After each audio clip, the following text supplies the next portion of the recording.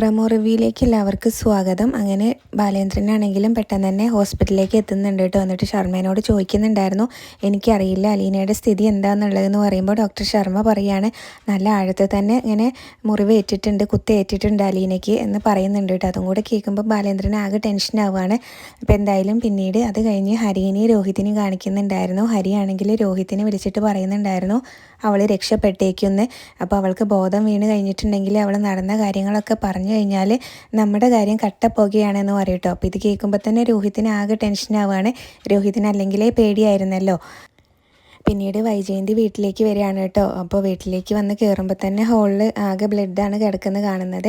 അത് കഴിഞ്ഞ് മുത്തശ്ശിയുടെ അടുത്തേക്ക് വരുമ്പോൾ മുത്തശ്ശി ചോദിക്കുന്നുണ്ടായിരുന്നു വൈജയന്തിനോട്, എന്ത് പറ്റിയതാ മോളെ അലീനയ്ക്ക് എന്ന് ചോദിക്കുമ്പോൾ, വീട്ടിൽ കയറിയിട്ട് ആരോ കുത്തി എന്നാണ് ബാലേന്ദ്രൻ പറഞ്ഞത് എന്ന് പറയും. ആർക്ക് ചെയ്യാൻ തോന്നി അവളോട് ഇങ്ങനെ ഒരു പാതകം, ആ പാവം കൊച്ചിനോട് എന്നിങ്ങനെ പറഞ്ഞ് മുത്തശ്ശിക്കാണെങ്കിലും നല്ല സങ്കടമാണ് കേട്ടോ. പക്ഷേ വൈജയന്തിയുടെ മുഖത്ത് അങ്ങനെ ഒരു സങ്കടം ഒന്നും കാണാനില്ല. അത് കഴിഞ്ഞ് പിന്നീട് മനു ഹോസ്പിറ്റലിലേക്ക് വരുന്നതായിട്ട് കാണിക്കുന്നുണ്ട്. മനുവിൻ്റെ മുഖത്തും ആകെ ടെൻഷനും സങ്കടമൊക്കെ ഉണ്ട് കേട്ടോ. അപ്പോൾ ഇത്രയൊക്കെയാണ് പ്രമോയിൽ കാണിച്ചിട്ടുണ്ടായിരുന്നത്.